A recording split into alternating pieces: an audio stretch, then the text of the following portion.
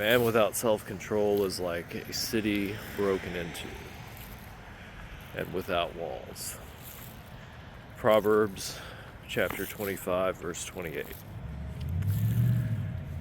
And we'll have other translations below so you can see the different versions of that, but you can kind of get the idea.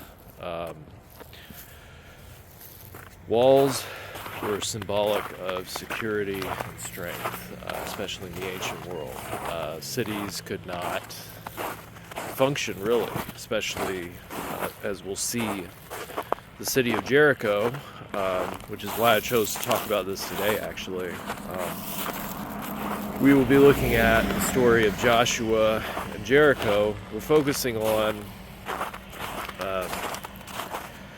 the encounter Joshua has with the commander of the Lord's army, but the story of the fall of Jericho has a lot to do with its walls and the symbolism behind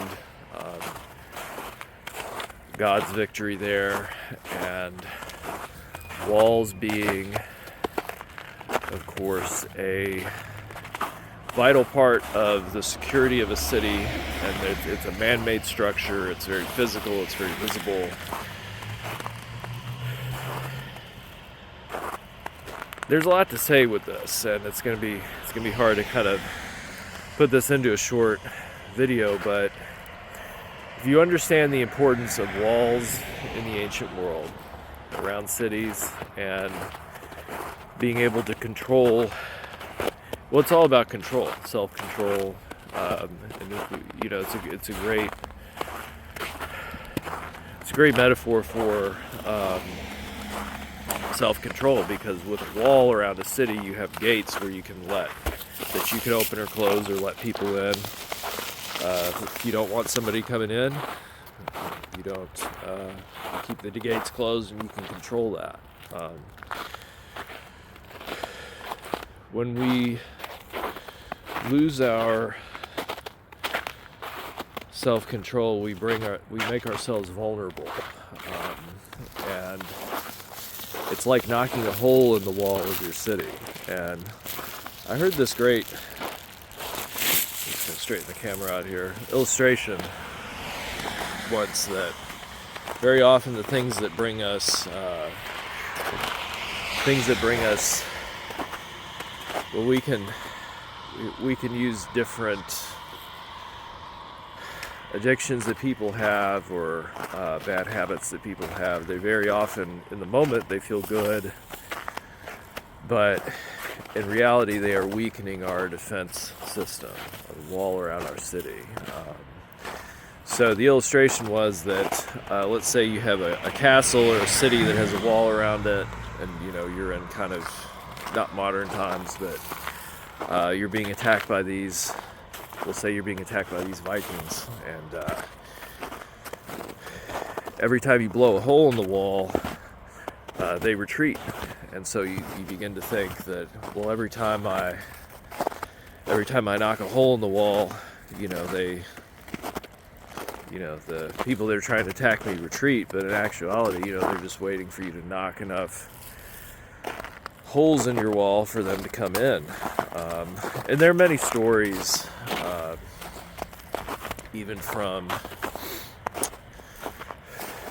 classical literature. You know, the Trojan horse is a famous one, you know, letting something in, and we have to be careful what we let in. And that's really what it's about here. It's not about being perfect in never sinning or trying to live in some sort of legalistic way. That's certainly not part of the gospel and part of what the Bible teaches. But it is,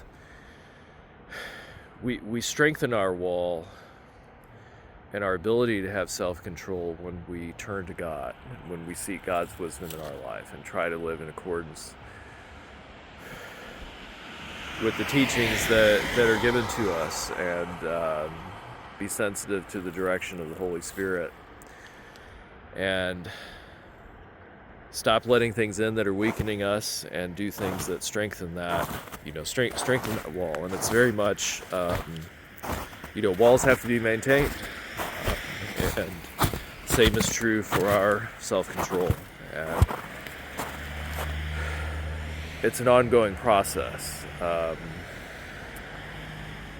And as we'll see with the story of Jericho and Joshua, as soon as the walls fell and the city was laid, the city was laid bare, they just went in and conquered it. The people of Jericho were relying on the strength of their wall, and they were all hiding out in their city.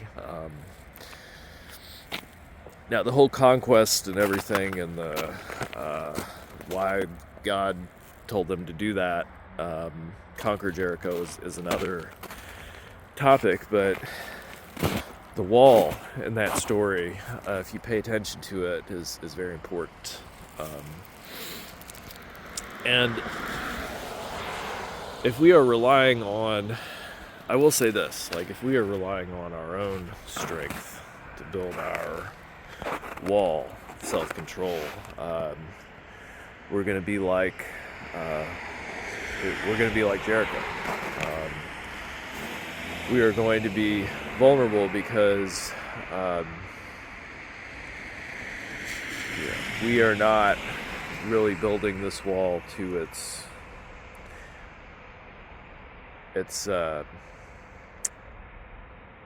full potential. And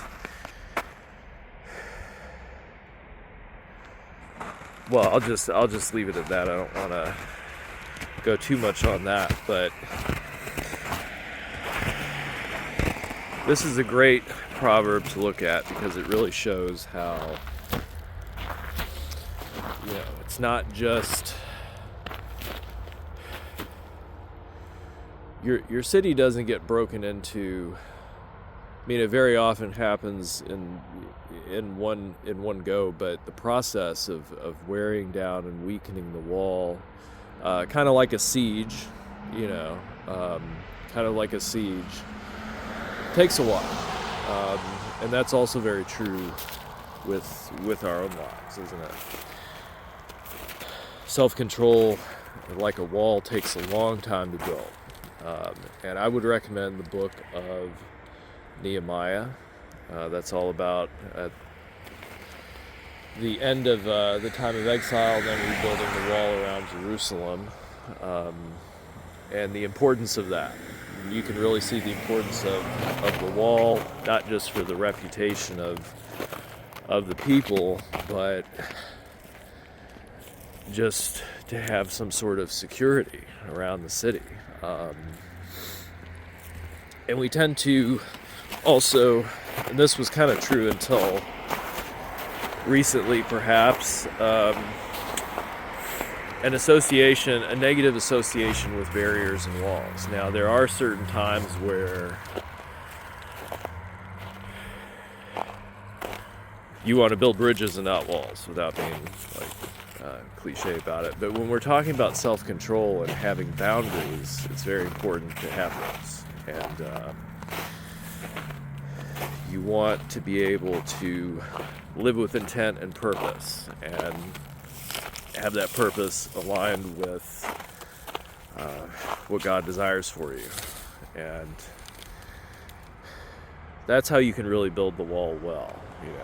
That's how you can really do it well. So I will post other translations of this proverb below, and be sure to check out our discussion on Joshua 5 and 6.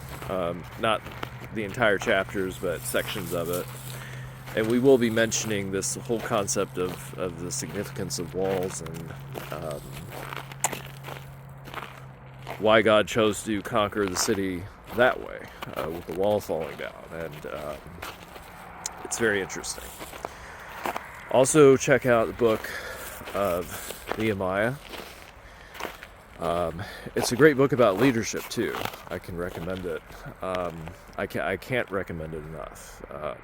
Book of Nehemiah. It's a very underrated book in the Bible.